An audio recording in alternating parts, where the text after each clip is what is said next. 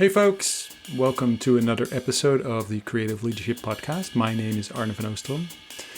The podcast is brought to you by Blue Sky Republic. Today on the show we have Giovanni Ruello. Giovanni is a service designer at Bosch, and he has an amazing story to tell. I'm very happy to have him on the show. I have known him for a long time. I've been following his career, and his story is packed with beautiful Italian sceneries, cities, Berlin. I don't know. I really enjoy listening to his story. He is a visualizer. He's an artist. I'm really waiting for him to kind of create a graphic novel of his story. And you, how are you? You okay?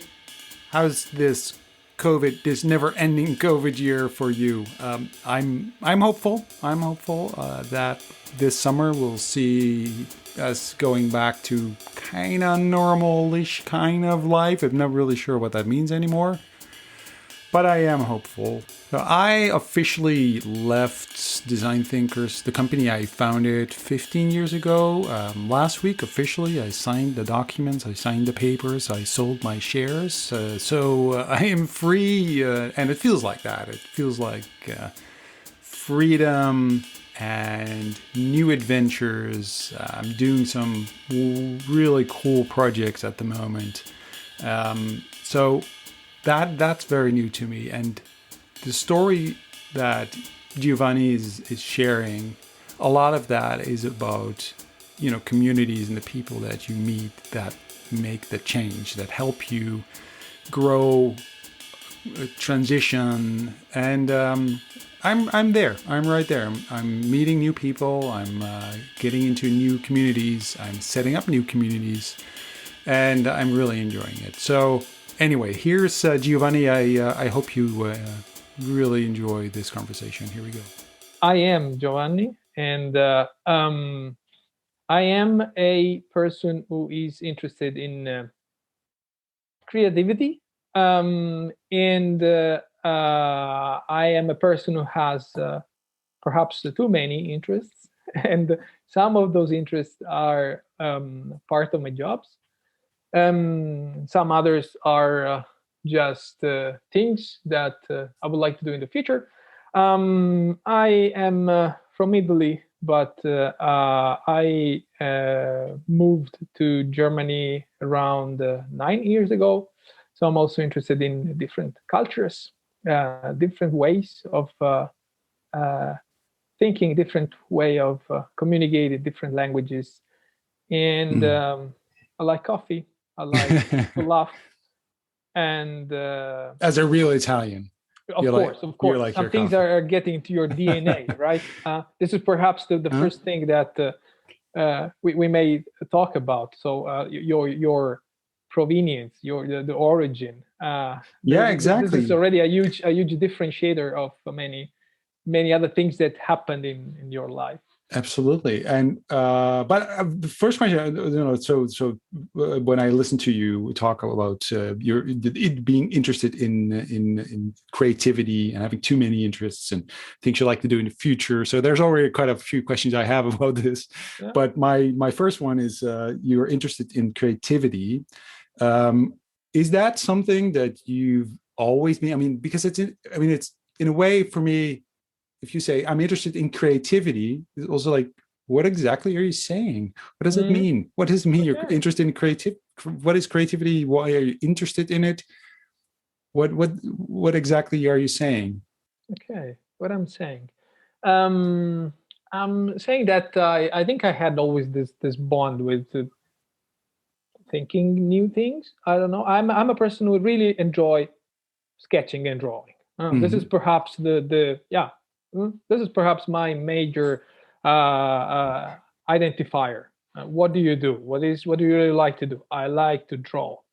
And this was my passion since I was a kid. So creativity is for me to allow you to take a blank sheet of paper and not be afraid of the emptiness of this thing, and just try to attack or just start to use this thing in front of you in a way that you don't know what it is, but perhaps you may have some ideas in mind, but it just then starting doing things and exploring ways of doing this. Could Not be, being afraid of the empty. I like that. Not being afraid of this emptiness, this empty page, yeah. and not, because this is something that a lot of people do have. The fear of this empty page. How do I start? I have. People write, people draw. Paint. Where do you start? So how do you conquer? Is that something you had as a kid already? It was easy for you to just start sketch?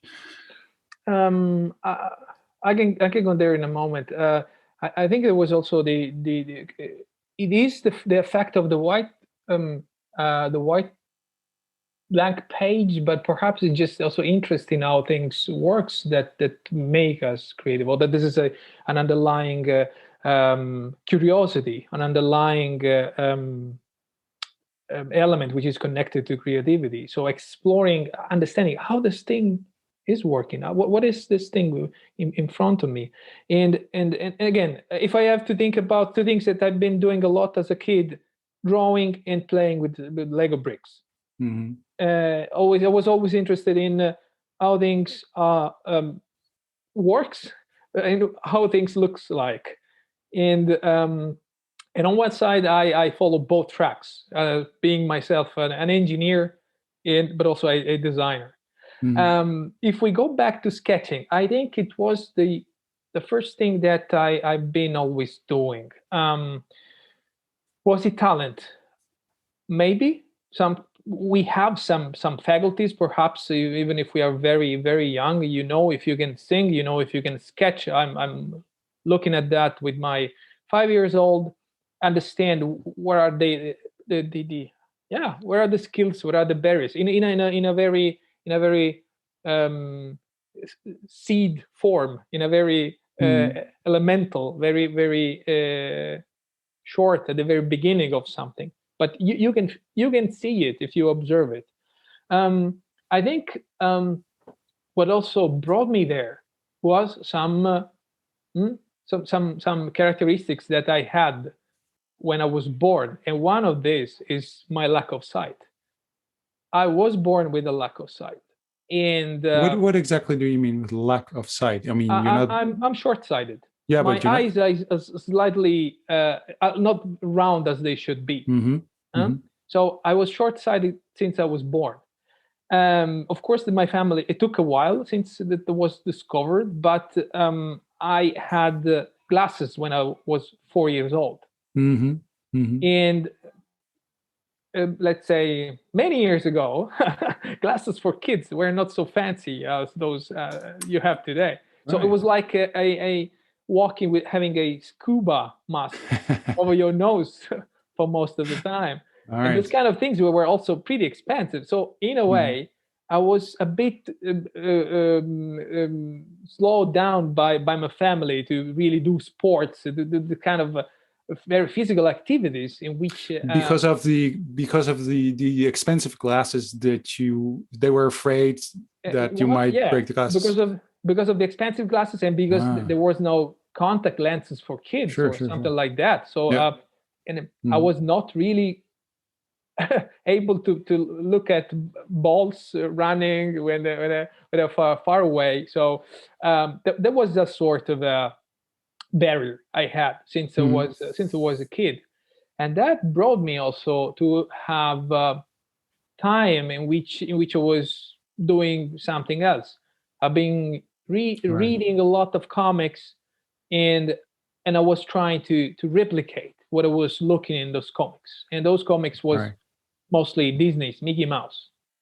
And Right. when I was young, I had this clear vision in mind. I want to be a comic artist. I want to sketch Mickey Mouse. That was pretty clear. Yeah. And when I Cool. was a kid, and I had to think about the words of Paulo Coelho, a writer, in his book The Alchemist. He says something like, "It's very clear for anyone when we are kid what we want to do in life, because we are not polluted by the life itself. We don't have this kind of um, how can I say frameworks or or Mm-hmm. or um, stuff that others are telling us about what is successful, what is not, what you Right. should be, Yeah. instead of what you would like to be. You know, Yeah. and then Yeah. I think you ask the kids. We all know what we wanted to do when we were kids, Right.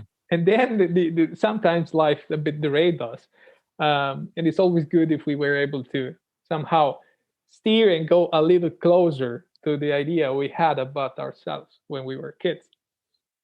Yeah, because you also don't have sort of this idea of all the difficulty. I mean, if you want to sketch Mickey Mouse, I mean, you want to work for Disney, an adult will say, you know how difficult it is to start working for Disney, you know, and you can't just draw a Mickey Mouse because that's illegal, because there's all this, you know, you know, Copyright infringement. yeah, exactly.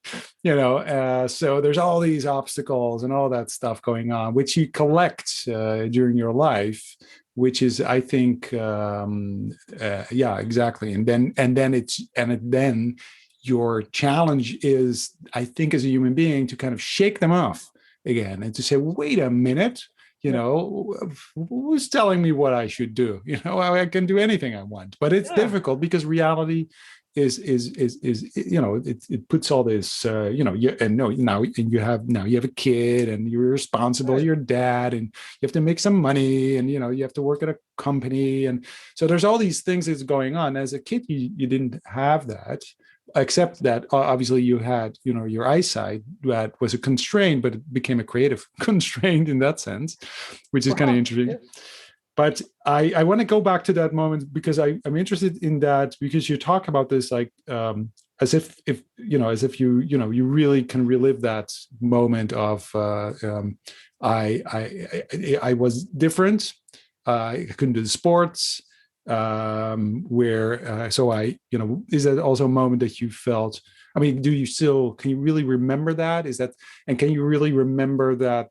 You know, can you link that sort of that childhood to who you are now, and what are the things that you kind of took with you from that moment? Yeah.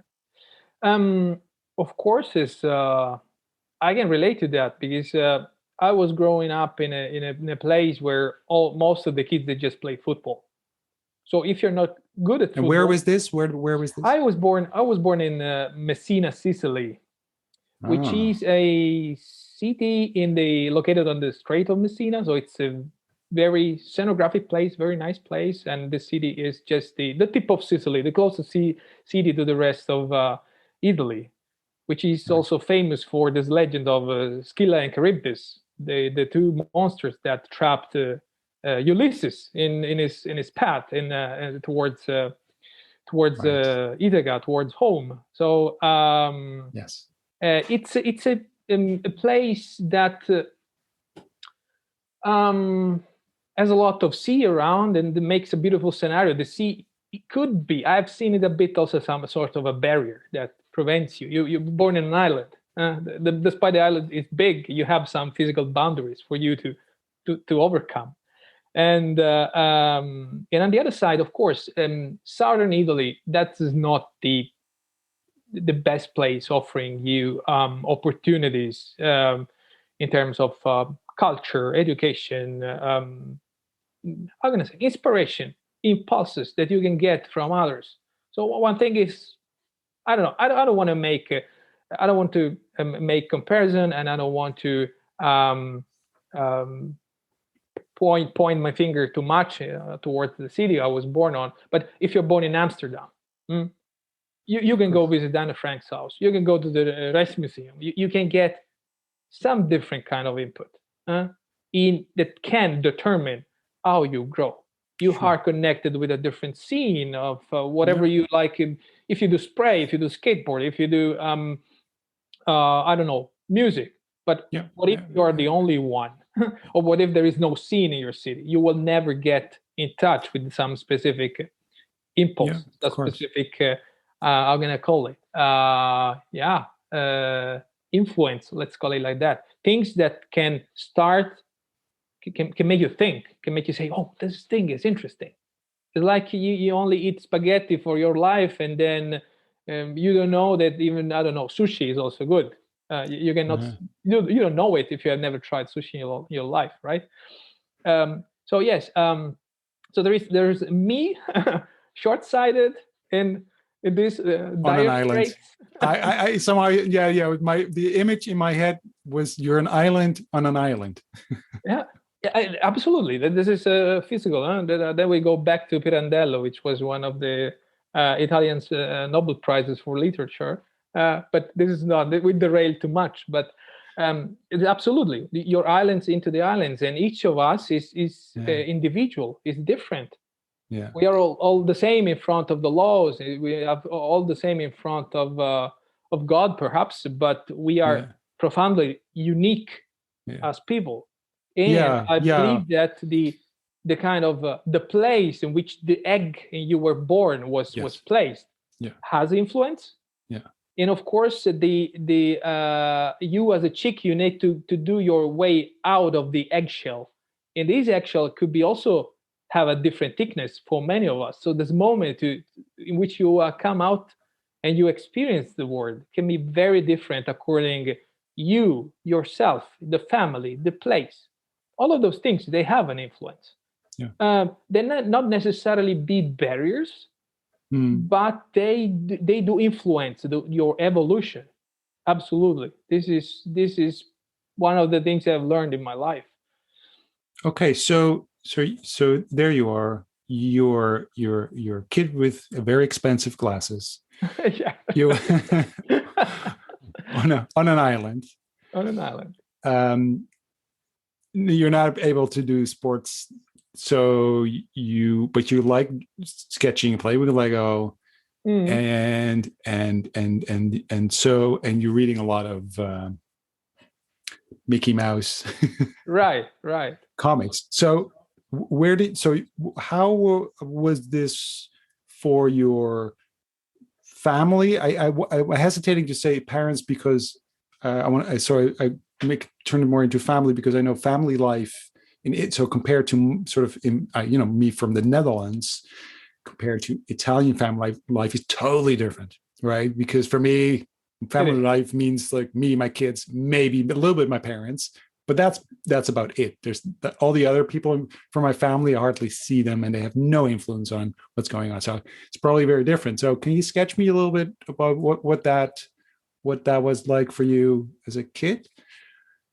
Oh, well, a family life in of course, southern Italy. That's we're talking about 150 people, and this is your small circle, right? You can extend it easily to 350. That's all the birthdays. Exactly. God. But this is great because you always have people around you. The question is that exactly. I had great memories when I was a kid. But again, being born in that place, no one in this family had the particular creativity interest. Yeah, so you're in your family. There's not like a father, mother, or some uncle or someone who's like, oh yeah, he was also this artist, or he also liked to draw, or nothing. No, really. I had my mother. She wanted to do something like that. She was sketched, but if you're born in the middle 50s, your dad could be a bit reluctant whether it's the right way for you to send your daughter abroad or in a different city to study art or architecture. So my mother, she liked to paint. We did some paintings together. I was doing the sketching, and she added a bit of paint on top of this. We did a few times but I was already, I think, 10 or 12. So it happened late at a later moment in time. The person that influenced me probably the most was my cousin, because she had wonderful books, wonderful pop-up books, and she was studying for become an architect. And but she was mostly sketching scenarios and geometrical things. So, but she was the one having a lot of art books, and I had a very strong bond with her. She passed away, unfortunately. But I believe that she was the person that showed me that how cool this art could be. But Right. it took me. It was a sort of an interest, but it took me a while then to get an orientation, all in all, Right. in what I wanted to do. Because the rest of the family, they were just interested in playing football.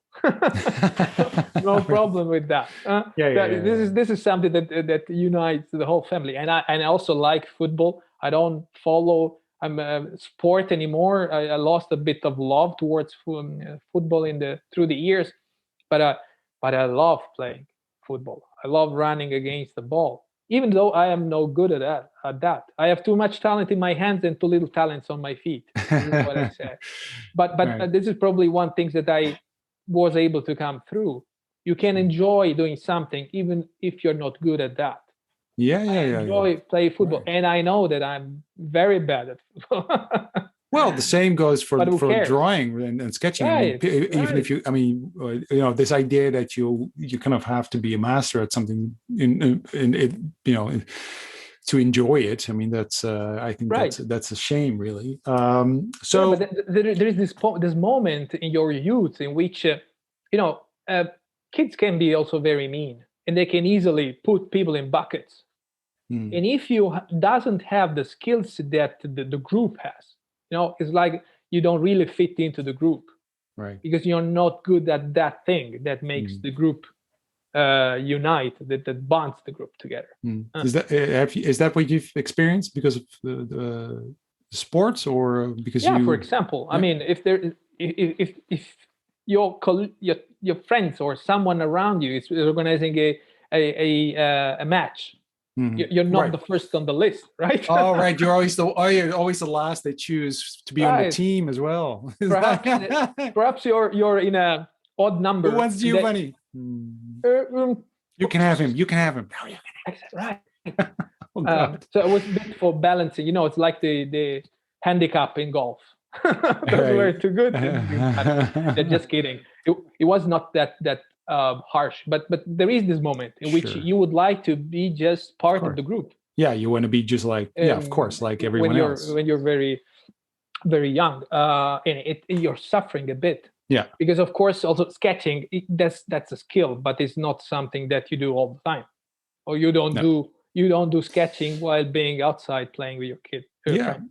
Well, sure. And okay, so you're there, you're on the islands, and then what happened? So you're going to school. Your parents might are more like, what's he what's this? His glasses are really expensive, but Yeah, right. he's like always doing these drawing all the time, and Yeah. so it's. But then what happened? What happened next? I By the way, think my this parents sounds like a wonderful movie. By the way, I'm in my head, I'm seeing this movie. By the way, this yes, is also the location right. and this whole, this very, beautiful Italian kind of family, whatever. So yeah, go ahead. What happened next in the movie? A good point. Perhaps we can do a comic out of it. Let's see. Mm, Getting inspiration could be something exactly. interesting. Yeah. Let's see. But what else? I mean, I was interested in things, as I said. So I was playing Lego. I had my uncle. She had um, an encyclopedia about the science and nature, which had the wonderful illustrations. And I was not able to read, but I was just browsing the pages because I really liked the drawings, and so I was interested in minerals, animals, whatever, and there was also nice interest in I don't know, documentaries about nature. This is what so I was looking at, cartoons, of course, and documentaries about nature's animals. This is also was fascinating for me, and so I had good notes at school simply because I was interested in things, Mm. and because I had good notes, I always had the worst advice ever. Like, oh, Mrs. Ruello, your child, he can choose any kind of school because he's good. And this is the worst advice Ah, you can ever get by a teacher, because does not really encompasses your skills or your proficiency in something. The fact that you have good notes everywhere doesn't mean a thing.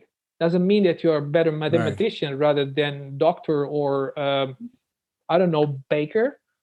I mean, Right. it could be anything. Your Yeah. notes are just I don't know. Perhaps it's just a survival kit that you have as a kid, just to have no problems at school, no problems with my parents, and this is a safe zone. Yeah. Safe space. Exactly. Yeah. Yeah. And because of that, I ended because I was not able to move to I mean, I went through school almost. Yeah, as I said, with good notes. I was not the best in the class, but I was always doing fine. And because of this, and when I ended the compulsory schools and it was time to select the university, I had very little options because I was not able to leave my hometown. Because in Italy you don't have any support from the state or from Ah. the region or whatever it is for studying abroad or abroad, studying in a different city, what you really like. Because I mean, it was simple. My mother, she was a housewife. My dad has a regular job, but it was not enough for Right. paying me a life in Rome or Milan. Hmm. Um, I was still thinking about being a comic artist, and despite everything, I always had this thing. I've been sketching all the time, playing football badly and sketching all the Mhm. time. Really, that was my time. And had still cultivated this dream about I would like to sketch because at the end this is the only thing I can do. But already at school there was no real school in my hometown that was really allowing me to cultivate the sketching skills. There was an artistic school teaching fashion design and uh, Goldschmidt.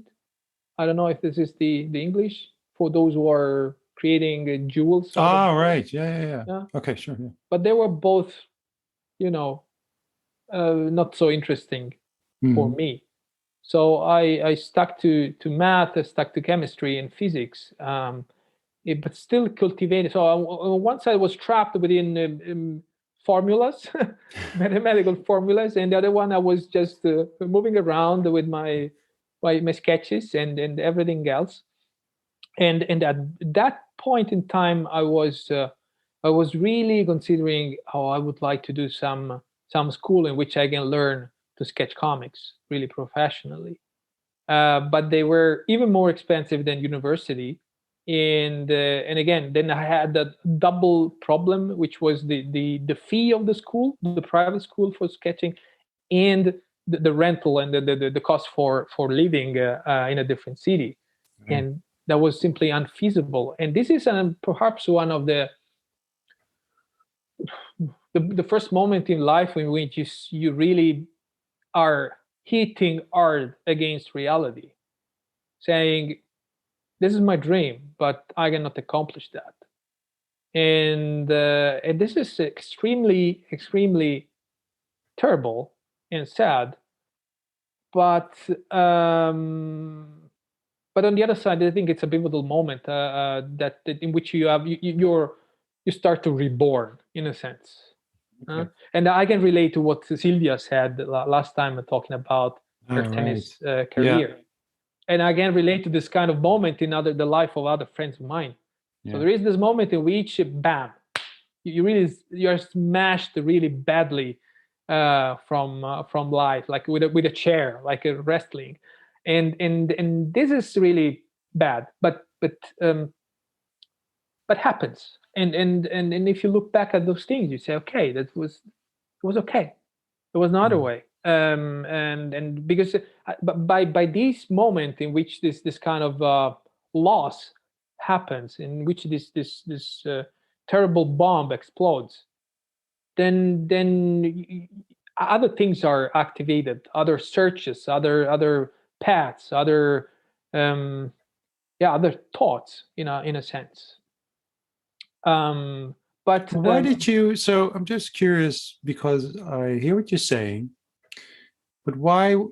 and it's, I like the sort of the, and you can't see that on the podcast, but you're also, your hands are, it's a big thing, and there's a bomb exploding, and or the chair that is kind of knocked to pieces on your back, or there's this terrible thing that's happening, and so that moment where you realize, or at least at that moment, do you think that you cannot achieve this dream of being this comic book artist, right? Because that was the thing, that was your dream. Yeah. But at the same time, I'm thinking, why did you give up on that? No, and why would you? That was the point, and right? Because why was that? It's just like at that moment, maybe. Yeah, I mean, right? But it felt like that. But that's why there's this. That's why I'm saying. But at that moment, it felt like something happened very drastically. Really, interesting how you experienced that. And if you look back at that moment now, you were saying that, obviously, like, actually, you look back at this, actually, that's a moment also of new opportunity. Like for Sylvia, she talks about this moment when she kind of she basically, to get this injury, she has to stop professional tennis. But that was her life. That was all she ever knew and wanted. Right. And all of a sudden that's gone. What then? What do you do? Right. And so for you, there was this moment of, okay, so where do I go? And can you start there? So like, there's this moment. What did you do? What happened? Yeah. What do I do exactly? This is something that this is a moment in which you lose a bit of trust in life, right? Because we're still growing up with this kind of things. Yeah, you can do whatever you want to do, follow your passions and stuff like that. But life could be different sometimes. So what do you do? As I said, I had this other path I was following. I was somehow always pulling those two tracks, building those two tracks in parallel. And they were, in that moment, I thought, oh, this is going to diverge one from the other. But still, because I was good at school and because I was not able to leave my hometown, then I entered university, and I took something very, very light and creative, which was engineering, electronic engineering, and this is where I got graduated. So I had this strong pulse into engineering as well. But engineers, they are creatives, if you like.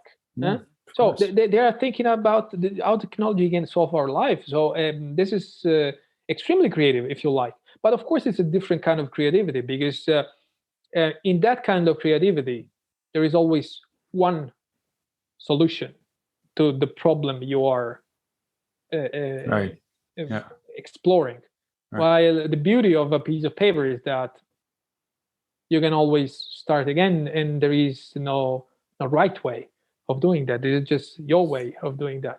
It sounds like a very good combination of two ways of thinking. Yeah, right? Absolutely. But I believe perhaps my DNA was more of the artistic kind rather than the engineering kind. But as you said before, I didn't give up. I took a break with my dream, but I said, oh, but I like drawing anyway, so I keep drawing. And while I was drawing, there was something interesting in my city, because there was, for the first time, one training, one comic drawing course happening, and it was like water in the desert. It was fantastic for me. It was just I think it was 6 months. We only met on Sundays.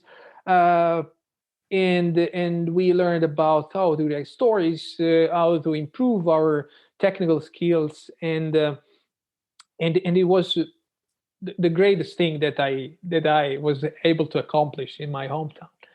And what I was missing, important part.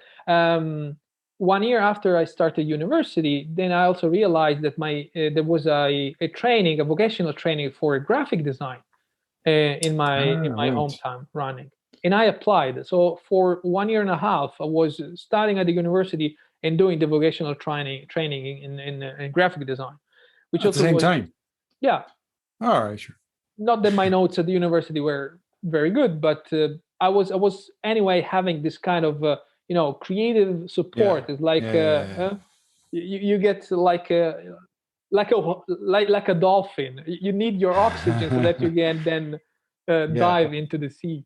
Yeah. You were so hungry for kind of feeding that hunger Right. for that part in your life and in your in your talent basically that didn't result to me because you could say wow that's a lot that's like but at the same time and you weren't playing football anyway so Right. so what else can you do you just go no but seriously it's interesting that so here's a kid that is somehow you know held back because you're on an island and you can't study abroad or in another city or because that's too expensive. But any opportunity that you see get there's there, you kind of yes, yeah, Absolutely. God, yes, It that's was real something. hunger. Yeah, it was awesome, nice, good picture to have in your Yeah. head. That's wonderful. So okay, so you're also doing that and then you doing the comic strip kind of Right. course and all right and that kind of but that should have I mean that would light the little fire again and you're inside of you Exactly. right Exactly. That was the problem, and yeah that exactly like ignited the maybe fire again because I had time wise. I mean, I did the graphic designer training, and then 2 years later or 3 years later, I did the comics drawing course. And by those two moments, I got in touch with other people having also my same interest. mm-hmm. So I got connected into larger groups. Was Right no Facebook around back in the days. That says a bit about my age. mm-hmm. But there were news groups and newsletters All right and forums, and then I was able to get part of this thing. And for 1 year and a half, it was a great movement. We were connected with other people in other cities of the island, Palermo, Catania, and we founded the group, the group Trinacria, which was an older name for Sicily, and we had sketching session together. We had exhibitions. We wanted to oh publish wow stuff together. And I was exposed to the talent of other guys, which were my same age, but way more proficient because they were born in a different place, in a different tag, in a different context. And I realized, hey, actually, I can sketch. And they were also saying, hey, you really good hand in sketching. But now there's the difficult part. In order for you to get a pro, you need to draw every day. You need to draw like hell, 8 hours a day. You need to draw. If you do that, if you get more acquainted with the perspectives and anatomy, body movements, and everything, you can do it. But you really need to take this time for doing that. And of course, there was the ignition, there was the fire, and I tried to sketch as much as I could. And I had some publication. I think I can say I was a, I don't know, semi professional, not yet a professional, but in that specific time, I really was investing a lot of time to sketch. And it's great because it's a skill. You get an improvement. mm-hmm. You can see your improvement. And despite people are correcting you, saying, this is not good, this line is too thick, this is too thin, think about proportion. If you don't know how to sketch hairs, sketch more hairs so that you get acquainted to the lines with whom you represent hairs. And I was really following that. And as I said, I had some small publication, nothing astonishing, but it was a great feeling for me Mm-hmm. to have this kind of little work promoted. And in the meantime, I was still struggling with university, saying, shall I continue? Shall I stop? And then again, Yeah. life smashes you with a chair because my dad, he had health issues, and he suddenly had to stop working. And for a moment, then it was really problematic because there was the chance that I had to quit everything that I was doing and go to work to sustain my family. Right. That was pretty scary, but luckily it solved that. It was not so. This very gray scenario didn't happen in that form, but nevertheless, the finances of the family, they were not really really good. So we were average family. We as a kid, we had everything we wanted, everything we asked, we got it. So my parents were extraordinary in this.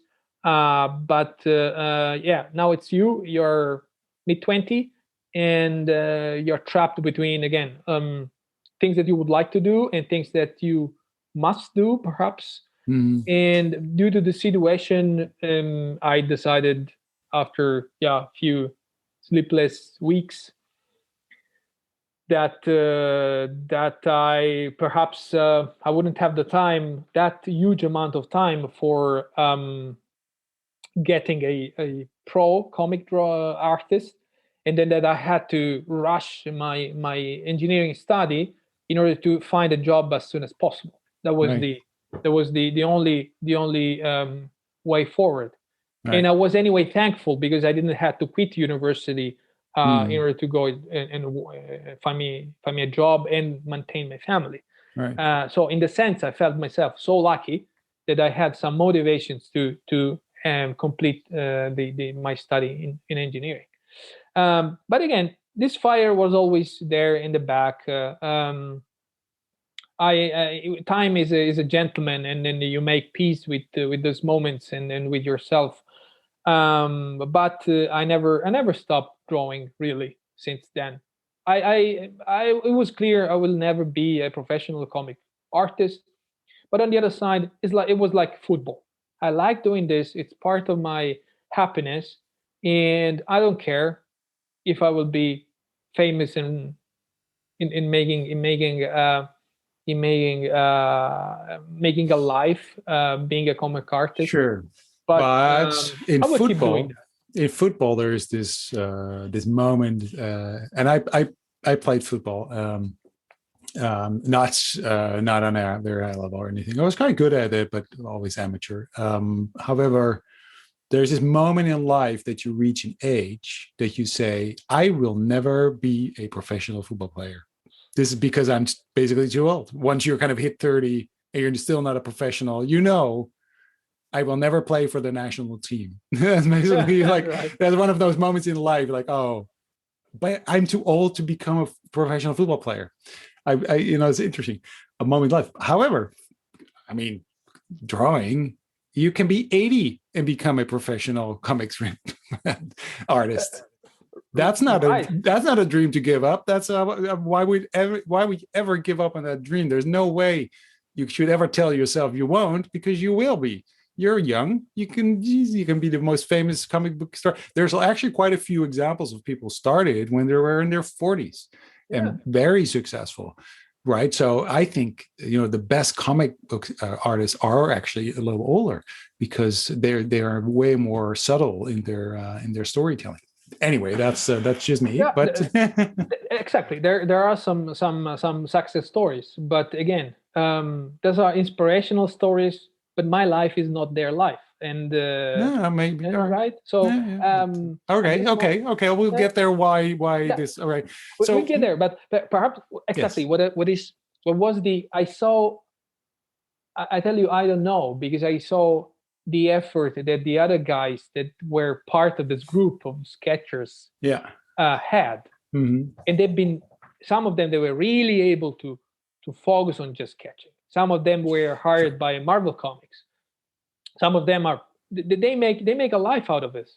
They've been, and despite, it was interesting, an interesting language, because despite I thought I was better than them back in the days, 20 years ago, now, due to the amount of hours they have spent on their practice, you see the difference. Sure. They are creating masterpieces, and I am, perhaps I'm good at quick sketching. This is what I do when I do my sketch notes or my live sketch noting, stuff like that. So this is a different thing. But it Okay. makes me happy, and this is the most important thing. um Okay. But you are Perhaps now, I didn't you're, have the stress of making a life out of this, so it's even who knows? positive things. Well, yeah, you don't know. You never know what would have happened if you would have quitted university and would have said, "No, I'm going to pursue this." You know, it could have. You know, well, you don't know. You don't know what would have happened. But however, just we'll go back because you have so you finished university. Mhm. Uh, you're an engineer. At least you graduated. You have your diploma, Right. and now what happens? Now what happens exactly? It happens that I had to find myself a job as quickly as possible, Right. because again, the financial situation was not that great. Right. And And you are someone, so again, Italian family life, because in the Netherlands, for me, it was like, I'm going to pay for my parents. What do you mean? I would, by the way, me personally, I would, but it's not like a logical thing. Like the financial situation of my family is not the financial situation of me personally right. when I go and have a job. But is that different for you? Because are you finding a job also because you need to take care of the family as well? Or That was not the case, okay. likely. But of course, there would have been the great thing for me and for my family as well, that I Mm. got financial independency. So they didn't have to Right. take care of me anymore, Okay. in the Good sense. point. Yes. Okay, got it. So Yes. not that I had to pay for their expenses, but it was a relief that Of they course. Yeah. hadn't me anymore on the bills. So Right. So that pressure, that was the pressure you had. You okay, so okay, and then so you're going to look for a job. right. What happened? And again, everything happened so quickly that I really hadn't time for getting an orientation, saying, okay, what shall I do right now? So I applied systematically any kind of possible job, and I ended up working as a business consultant in the area of service management, which at the Right. beginning was a pretty struggle, because I had to do things that I was not really prepared for, because there was a complete detachment within university and the work area. Sure. Yeah. But the good thing, and this is something I realized later on, is that I was pushed a little bit already by life in the area of something that is now my current job. Yeah, I can see the contours emerging if it's service management. Although service management obviously is not service design, and Right. but there is an understanding of service and somehow delivering services and Sure. service agreements and the likes. But can you give me a little example of what you were not prepared for? Was there something that you like? Ooh, so Yeah, I mean, the way you deal with your customer, the way you deal with the job itself, the kind of preparation. At a certain point in time, someone was expecting that I was able to code, but I never learned coding. There really was no coding in my track of study, so it was always for me pretty difficult for me to get an orientation within coding, uh, in that sense. And And can you tell me a little bit about what is service? So, what is service marketing? What is that? yeah, so service management Oh, is sorry, service exactly management. Sorry, service management. What is service management? service management is anything that happens once the service is designed and implemented. So once the Which service is is up and running, this is the DevOps of services, mm-hmm, right? And we were working in internet platforms mm-hmm, and value-added services on top of internet platforms. mm-hmm, So the platforms which are allowing your household to connect with the internet, so the mm-hmm. systems behind, but also all the services that you can offer on top, like voice over IP, IPTV, the first streaming of football matches on your phone, stuff like that. And it Mm-hmm. was already 15 years ago. So I mean, there was back in the days there was still the national telecom, Italian telecom already offering a lot. Whatever we have today already in Netflix. This is nothing new, but there already 15 years ago in a way that was not user friendly. I have to say. Sure. Because I learned a lot in those 5 years in which I was working in service management about how a service should not be. Right, exactly. Because there was no clue about user research. There was an engineering saying, "Oh, those are the features, and this is how we roll it." Some UI designers trying to make this customer interface a little fancy. We never done user-centered design things.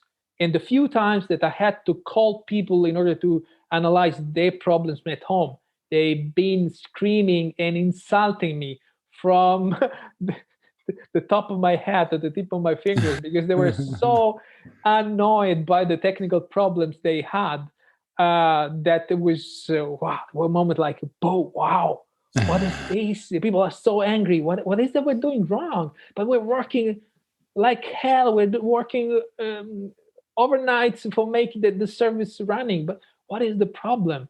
I didn't really knew what was the problem since I ended up learning about service design. And that happened because in my curiosity.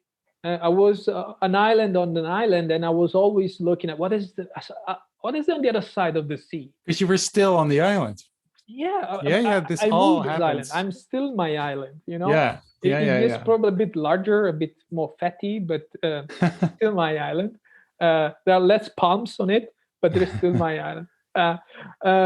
And I joined a international association of students of Europe. IAJ is the name. Yes, I know. And they were organizing exchanges all over Europe. So I entered the local antenna. So we were hosting students from all over Europe, but I also moved or attended other activities abroad. And in one of those, I ended up in Helsinki, Finland, for 3 wonderful weeks.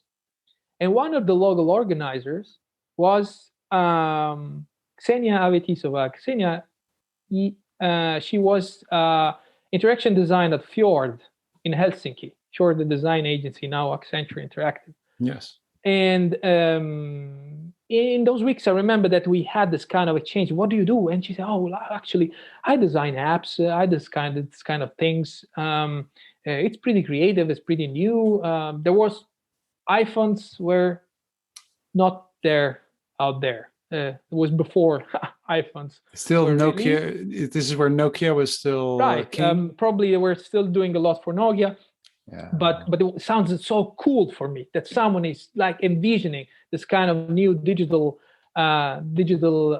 products, and I kept in touch with her, and she was one of the persons that I've been contacted with when I was a bit frustrated. It was 2010, saying, everything here is it's a job that doesn't really fit to my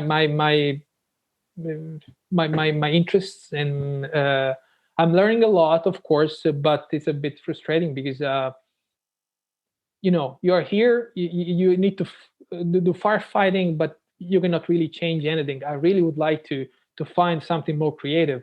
And I remember that I wrote her, and she said, we are starting this new practice, service design. Why don't you have a read about this thing? And I've been browsing the web, and there was very little.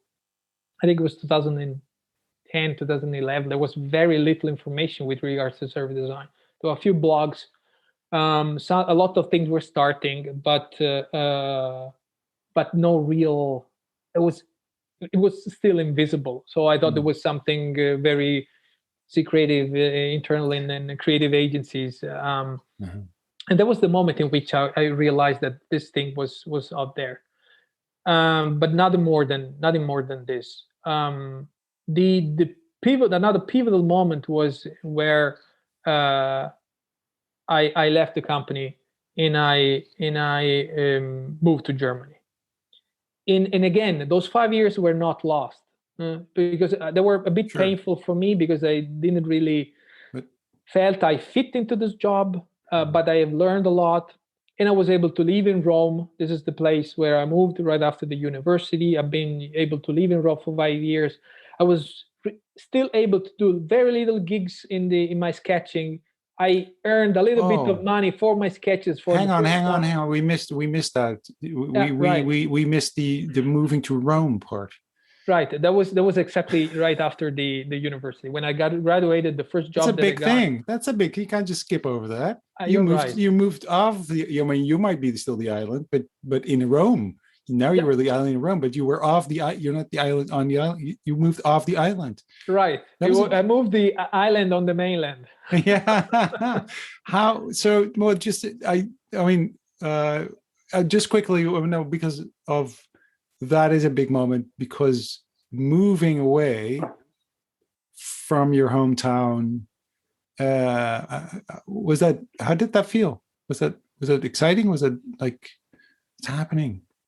It was exciting at the end because you have this great feeling that you can restart. And for me, a kid born in the suburbs, so to say, in the south, it was amazing. I had exhibitions, concerts, Exactly. movie theaters, Everything. You're in Rome. Japanese restaurant. I was able to eat Yeah. sushi for the first time. Listen, So all roads lead to Rome. I mean, there's a reason exactly. for that. So exactly. So it was the place to be, and because I was interested in ancient history, Renaissance. I mean, Rome has everything, and Yeah, it's amazing. this is the great thing of Rome is that you always feel you're on holidays during the weekend. The problem is from Monday to Friday, where you need 1 hour and a half to commute before you get to Right. work. You're the shitty job. And a You're shitty job. Exactly. doing service management. Jesus, Exactly. Like, but you're in Rome Yes, with it, I was in a I was city in job. Rome. I was in Rome, and Rome is definitely an inclusive city. I mean, it's still I would say still a southern Italy. Is a very very welcoming and open and I had a few friends which moved there already. So I was not completely alone, but nevertheless, it was not easy because you never prepared. I mean, to you may have cutted your, or I mean, you may have left your nest for a while, but you know that this is not definite. I also did Erasmus when I was at the university. I lived 6 months in Thessaloniki, Greece. It was another great experience, but you know that this is going to be over. This is Right. like something cool, but it will finish at a certain point. Leaving home, cutting, really putting your everything that you believe it's relevant for you into luggage pieces, and take this boat, because you need to leave the island. You take a Yeah, boat yeah. to Good the for the mainland. movie. This Good is for a the movie. This is good for the movie. very slow moment. The detach. It's not like I enter a plane and goodbye. Yeah, This yeah. is like this is how the longest half an hour in your life in which you are on this ferry boat for crossing this 3 kilometers and a half, looking back, seeing your hometown disappearing, getting smaller, getting used that you'll see this place only from far away. This is another pivotal moment, and you will really it's a very slow detach. And I Yeah. remember that I even one thing that I brought with me was a little bit of salty water, seawater, in a small glass. Wow. That was like the thing. I really miss that. And I also learned that after a while, this water get really rotten, and it stinks like hell. So it was a very poetic idea, but there was not a good idea. Yeah. And so I had Well, to some I had to poetry throw it there too. away. I Yeah. had to throw it away at a certain point because it was disgusting. Well, there's a nice poetic Yeah, element to right, that too, right. right? So it is sort of this Uh, moment you cannot preserve the past. is Right. that you cannot. You can't hold on to it. Exactly. You cannot preserve the past. The past is important because it it, it brought us somewhere. Yeah. But it took me a long time to realize that it's the present that is really really important, and the way you are today, the way you act today, will influence your future. But it's Yeah. also a sort of a comforting thought to look back and do this exercise, Steve Jobs alike, try to connect the dots, and realizing that there is a connection with those dots, and Yeah. everything that you're doing now, it's a sum of other things that happened Absolutely. to Yeah. you before. Yeah. Of course. Yeah. It's a very good exercise to do in order to find the German calls that the red line, Right. this Yeah. red line Yeah. that's connecting things. Yeah. And yes, so in Rome, I was away. I was not that far away because it's central Italy. Is not like, oh my God, Milan is still too far away. I still had the chance to run away and visit go back to on the island from time to time, even because the health of my dad deteriorated a lot, and he passed away in 2010. And of course, Oh, this was really? also a not a nice thing. This thing happens, and it was all of course drama, Yeah. Of big course. thing.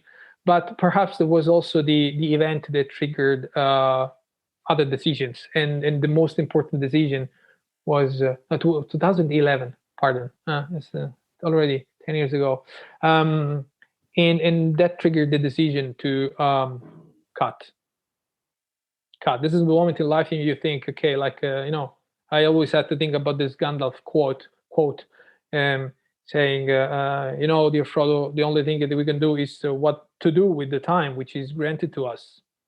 There is no other way. You may think about the past and be trapped into this dream about something that will never return, and on the other side, be obsessed about the next things that you need to do. But at the end, the reality is just to try to make the best possible use of your time. Not that I'm a wise guy. I might sound wise, but I'm not wise at all. I procrastinate a lot. So, but there are moments in time in which that you decide you need to cut. You need a radical cut. Yeah. The Listen, if great thing, you're quoting Gandalf, you're really, you're a smart guy in my books. right? Yeah. I'm a nerd guy. This is why. But one of the other great things that happened when I was in Rome is that I met my wife. And my wife, she's half German, half Dutch, actually. And really? And then we had she had to move back to Germany, and I said, I have no reasons to stay here. That's an interesting parallel with the Sylvia's story as well. Mm-hmm. That's also the reason why she ended up in Germany yeah. as well. No, I really had no interest. I mean, I loved Rome. My wife loves Rome more than I do. But I mean, if you just spend so many hours at work and your work is not really satisfying, then yes, of course. Then there is no really real reason to. You can find another way for getting the same amount of money, but doing something more nice. And but this moving is why, to Germany is I mean, it is a I don't know how big that is. I mean, so Sylvia in a previous podcast talks about the cultural differences.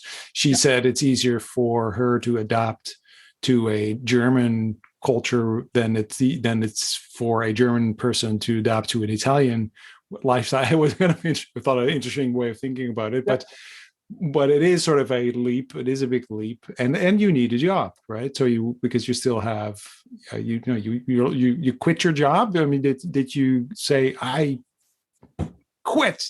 How did you quit? You quit. It's a great feeling. I wish that everyone should quit once in his life. Yeah, really? It's a great moment. What was the moment? Can you describe that moment that you put your signature in this paper and then you deliver? You call your manager saying, I've been thoroughly thinking about that, and I have realized that I need a different challenge. Of course, you put it in a very polite way, Sure. but it was surprisingly positive, and said, I have no reason to hold you back if you don't want to stay. Yeah, of So course. and there was perhaps what I was feared was I know, please, we take you, we give you a little increase, and then you stay. It You're luckily like, didn't happen. And so that was a great relief. yeah, It was a great relief, at least job wise. Personal wise, I mean, a lot of my friends are still in Rome, sure. and I enjoy visiting the city and going there anytime I can. But I think it was the right move. Because And you moved to Germany. Where to Germany? I moved to Berlin, Right. because Which this is is where the place in which my wife was hired. And it was I agree with Silvia when she said it's easier for an Italian to adapt to the German life, because you can adapt to you know you're more open, you're more flexible, you always need to find your way through. yeah, yeah, yeah. uh, it's in Italy, it's like if you are into sailing, it's a match race. You have the other, yeah, a float, a buoy, this kind of things that marks some place on the sea. In Italy, Italy lifestyle is that's the buoy. Yeah, Find your way, fall, use the yeah, wind, read through yeah, the winds in order to get there. yeah. While perhaps in continental Europe is more, everything is processed. There is a process for getting to the buoy and bringing Right. it back. So if you're used to this a lot of structure, because everything is streamlined, is organized, there are no barriers Yeah, yeah, for yeah, yeah. many things that you need to do in a regular life, then it's way easier for an Italian to adapt. Sure. And while for a continental European, going to Italy could be, I Yeah, don't it's know, all it's crazy. chaos. It's chaos. Exactly. I have great experiences in Italy, by the way. I like chaos, and that's why I like it. I like Yes. Italy. Uh, Yes. but just one little anecdote about Italian chaos, as for a Dutch person at least, totally not understanding what's going on. We were going to Elba, and at the wrong time, because at the time that all Italians went to Elba, and so there was a traffic jam of 5 hours, and we needed to catch this boat. So in my structured brain, there's this boat, and I need to get on the boat. And if I miss the boat, I can't get to the island. So anyway, we were in this traffic jam, 5 hours traffic jam, and we were okay, but we kind of got the boat. But then going back, so it was the week after we were told that, so all the Italians had this holiday, and so we thought that when we would go back, they would also all go back. So we would be in this traffic jam to the boat again. So I got up really early, woke the kids up, I'm like, get her, like it was 4 o'clock in the morning or something really weird. Wake up the kids, pack the bag as real tourists. And we go like, went on the road with the car, no cars, no one was there. Like there's no traffic. Oh, we're so we beat the traffic, but there was really no one. So we got to the boats, totally empty. But there were boats, and we were like 2 hours early. So, and here's the thing that I don't, as a Dutch person, just don't get, is like there were different brands of boats, right? And there's this port and there's these boats and they're going. So there's not like, there's no cars, hardly any cars, but there is boats. So my wife gets out of the car and goes to the booth and says, well, we're 2 hours early, which is, by the way, it's interesting because she has a little Italian in her Mhm. gene, in her DNA pool. So I think that's why she went, because I would not even have asked. She said, can we get on one of the boats earlier? Because my brain is like, well, why? Because I have a ticket for this particular boat, which has a number and a name and a brand, and the brand boat is not even there. And they said, oh, sure, just drive on. Fine, go. And like, what? What do you mean go? And then we drove and we just got on a boat with a different brand. And I got on the boat and we went off the island. I said, how the hell is that working for them? What if have I took it? Did I take a place of someone else, or how did that work financially work? I paid for this. I don't understand.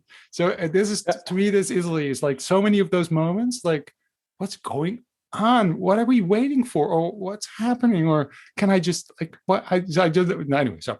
Yeah, yeah. I That, mean, in Germany, I get it. In Germany is like, it's clear. this It's is like, the amazing things of Italy. Anything can happen. You can be yeah, it's positively or awesome. negatively surprised Yeah, both. But I love same that. time.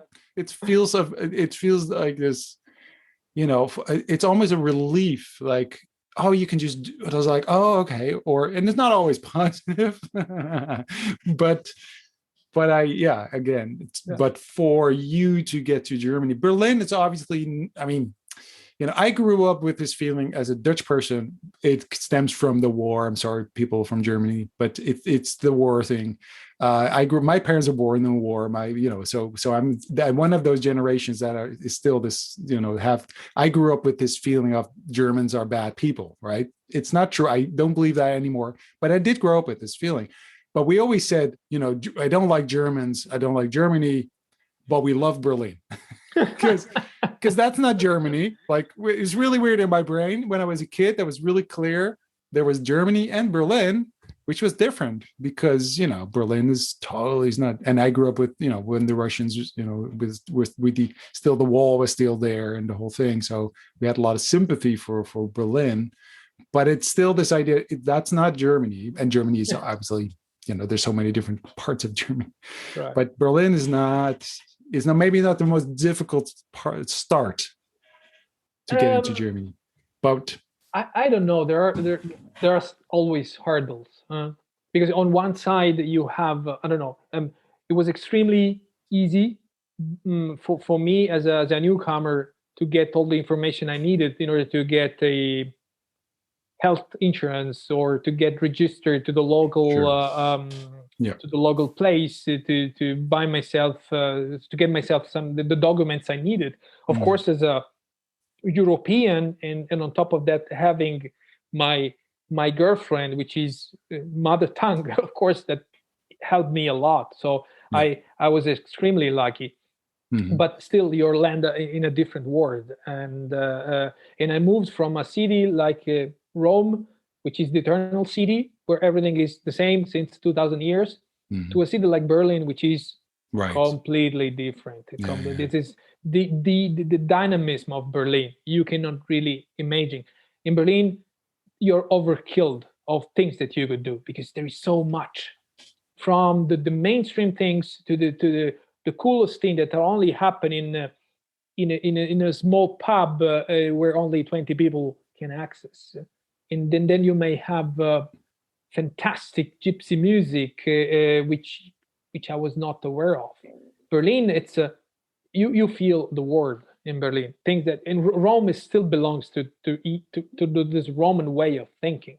People in Rome are really fond of them being Rome. So again, islands in the islands, you can find them everywhere. You're right. Well, Berlin, it's the islands are really grow exponentially because you can in Berlin you can, no matter what is your interest, you can find your community over there. Yeah. So in this sense, yes, there are perhaps less barriers for a foreigner to land over there, but there are challenges anyway. There are cultural challenges that you have anyway because you think differently, you act differently, you expect differently, different reactions from people.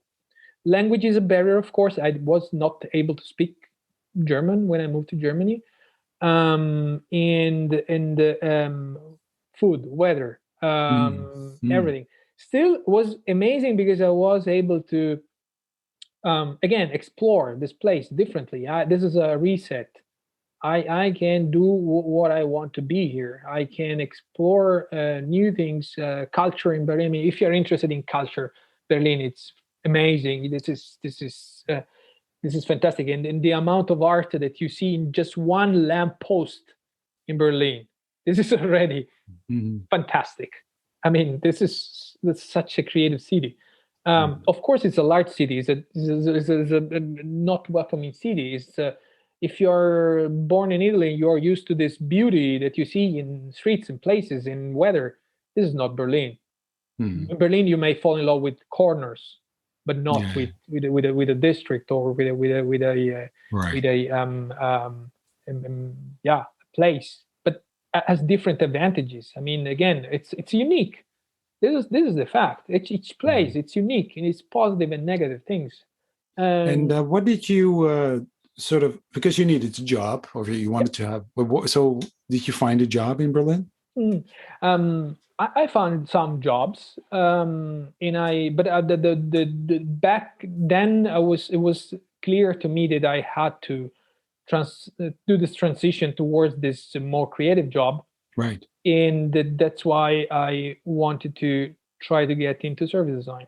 And how did that It was end happen? of 2012, so it Right. was early enough, so to say. There were not many service designers out there, and Berlin provided me a great environment for grow Yeah. up as a service designer over there, Yeah. because through my friend in Fjord Helsinki, uh, she said, "Okay, you should talk to my colleagues over there because they also had an office in Berlin, Yes. close to Checkpoint Charlie." And I spoke to her colleague, Tomoko, who was a Japanese living in Berlin, who is, I believe. Um, and she said, "Yes, we are starting also this practice here. By the way, you should talk to my colleague Manuel." Manuel was Manuel Grossman, which is one of the founders of Service Design Berlin, the first Service Design Berlin. He and Catherine and Olga and Martin Jordan, which is now at the governmental services, digital service in London. Catherine, she's one of the most influential people under 40 in Germany with regard with her work that she's doing in the area of phone, um, and for I would say Catherine with her work in governmental Hmm. services, and Manuel, which is a person that I'd like to call a friend.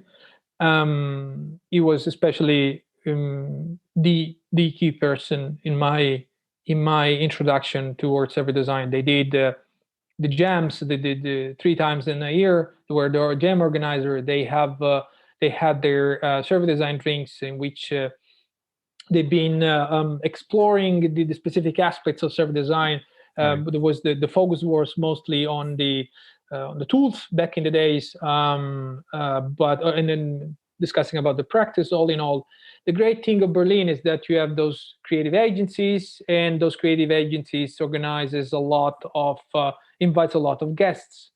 So in these 2 years I was spending in Berlin, I had the chance to listen to famous service designers. I can recall Patrick Wachtelbaum. I can recall meeting in person Mark Sticktorn and also Adam Lawrence. And by doing this, there were people that were in the city from time to time. You were able to listen to them. You were able to explore, to talk to them, and that was an extreme helpful way. You were able to feel the vibe of this community. It was really active, really willing to build this thing, to make this thing visible.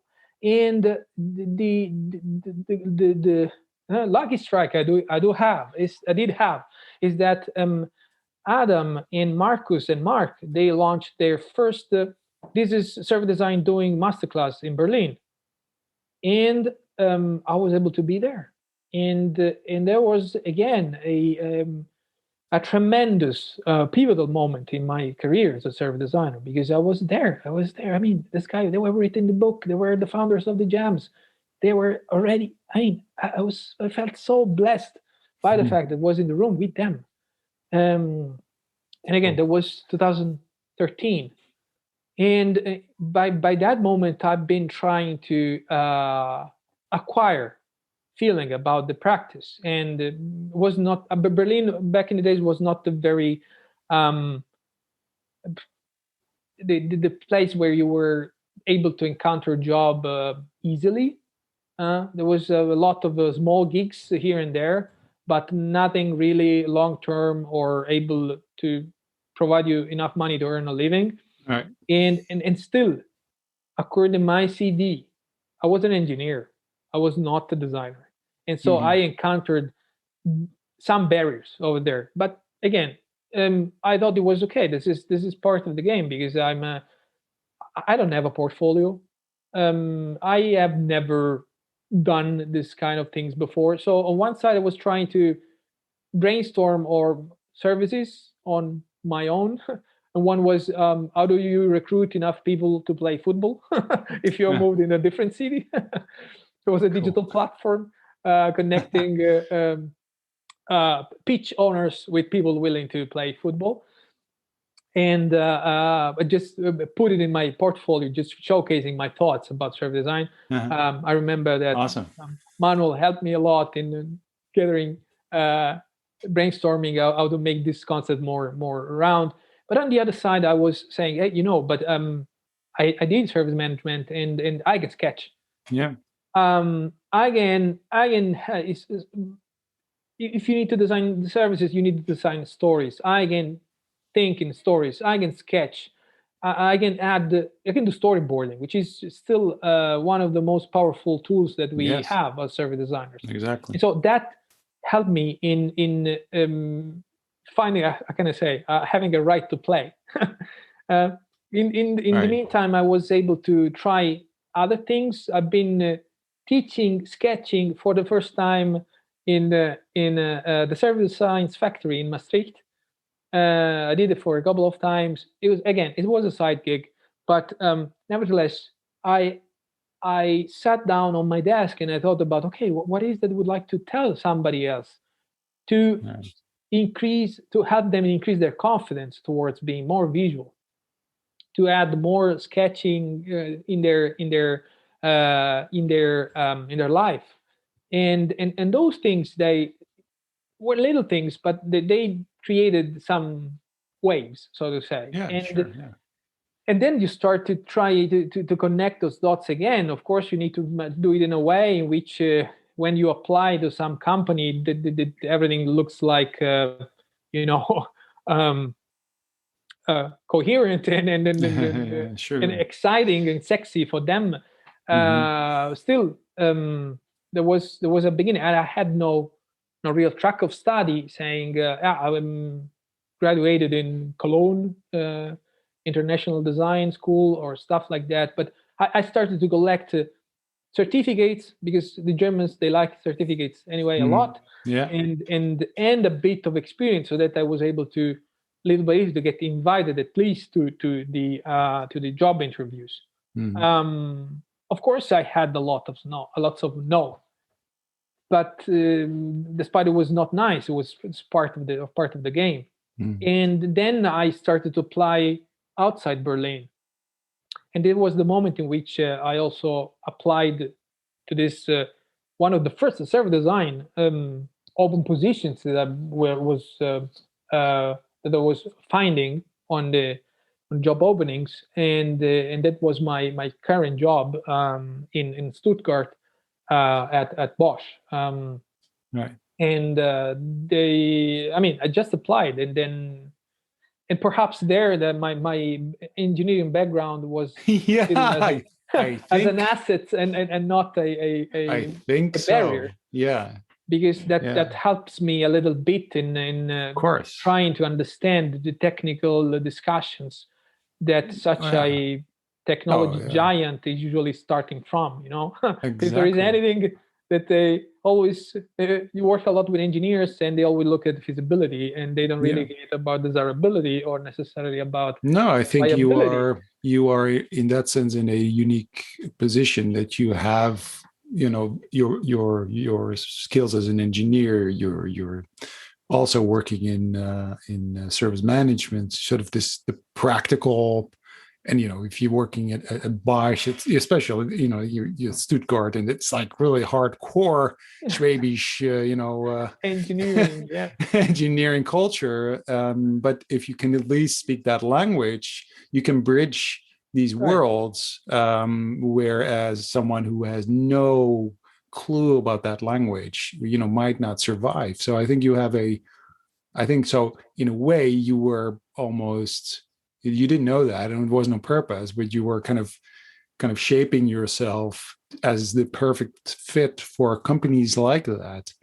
So Yeah, exactly. Not that I knew that, but at the end, that being having such a T shape or a P shape, because I was a bit of designer and a bit of engineer, but not really an engineer, was suddenly for someone was an advantage, yeah, because we use usually to how many years, yeah, how yeah, vertical is your expertise, like we should all be surgeons, I don't know. So how many hearts have you removed successfully from bodies yeah. of people?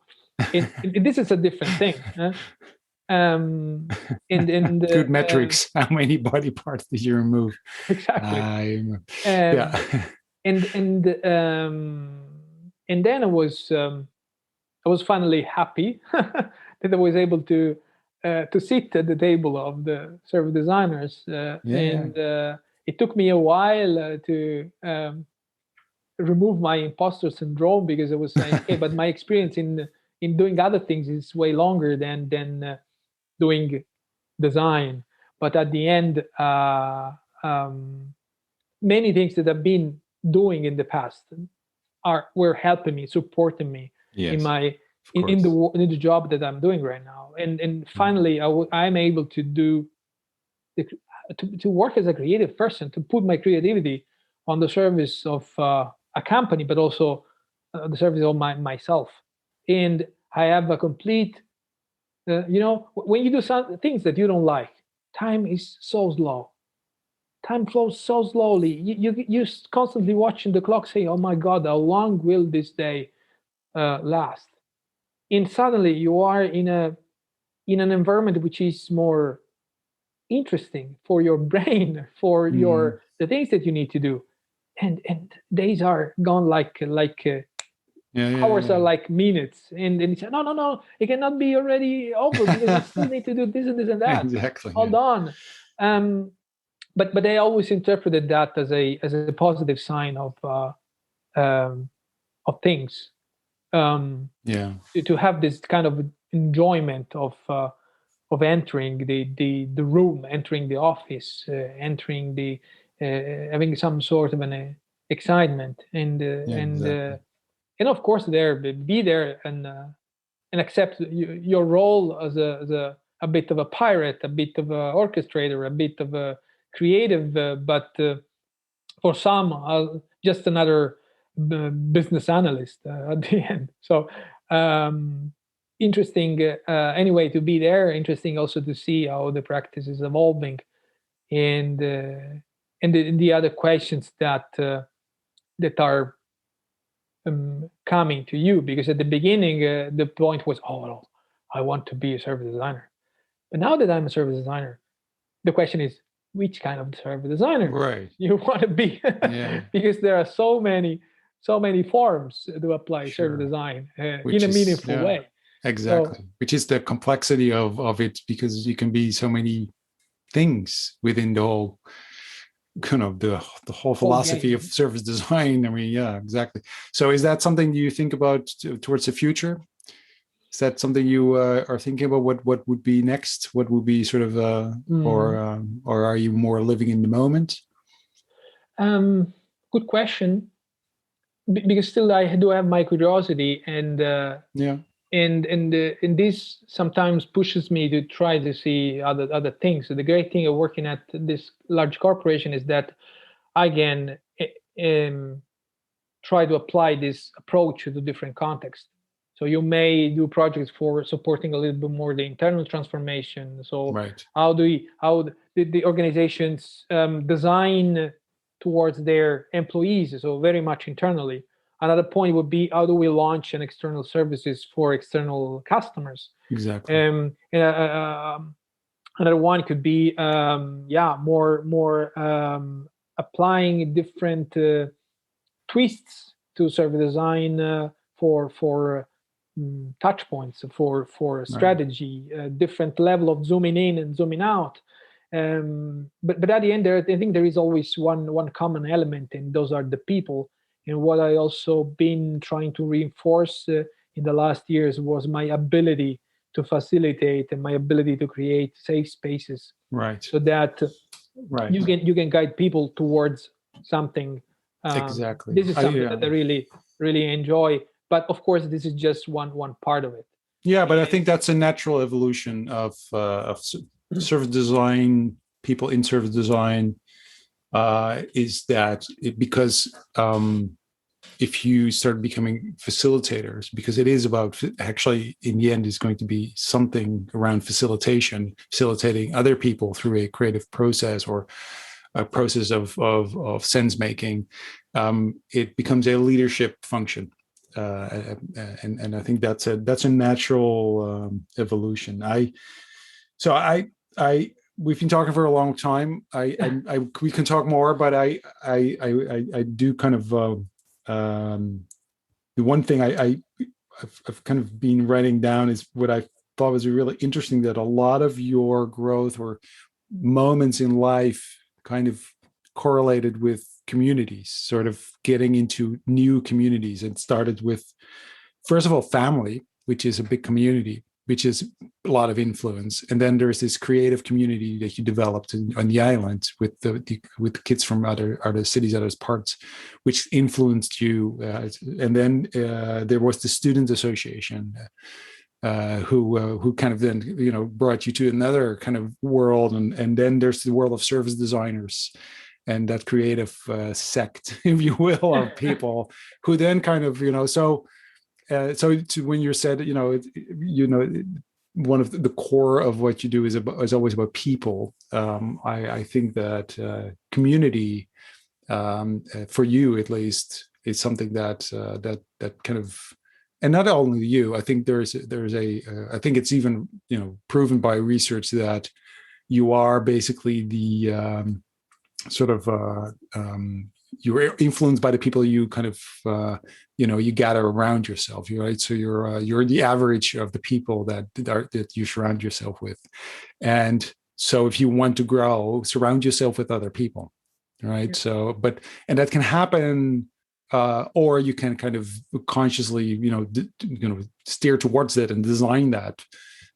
But it's interesting to hear that in your story, that there's every time there's these new communities that you discover and they discover you, and then you kind of move on to another chapter. Yeah, so this is a compliment for your capacity of observation, because I never have thought about this element, which is a common element on my life, and then this is beautiful, and I think it's a fundamental, especially now, because the game of service design is the game of innovation, and innovative is getting even more and more complex and large.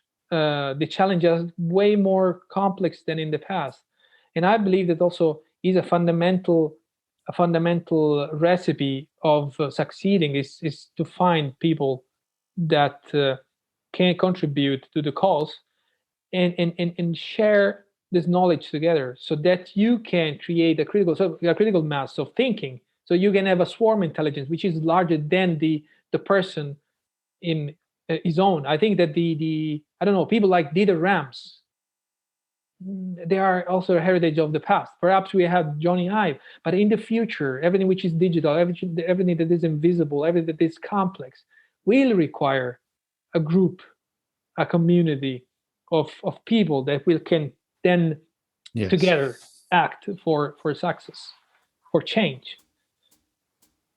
Thank you. Thanks for the interview. I enjoyed it. Thanks for the beautiful story. You have to make that the graphic novel, because that story, that picture of you leaving the island on the boat and seeing the city disappear slowly, you have to draw that. I don't know if you already did that, but that little segment of the story, you should draw that. That's beautiful. Thank you. And yeah, so thank you very much for that. And yeah. Thank you for having me, and for having it was a great self-reflection moment. Never done this exercise before. Very useful. And about the ferry boat, you're invited. We can do that together Ah, as soon as we can travel again. So this time there will be an Italian with you in Italy, so you wouldn't get trapped totally. into Yeah. into some translation problems. Totally, like, So where am I? this Exactly. is something All right. that everyone should do. Sit on the Awesome. ferry boat once. Awesome. Okay, we'll do that. Thank you very much.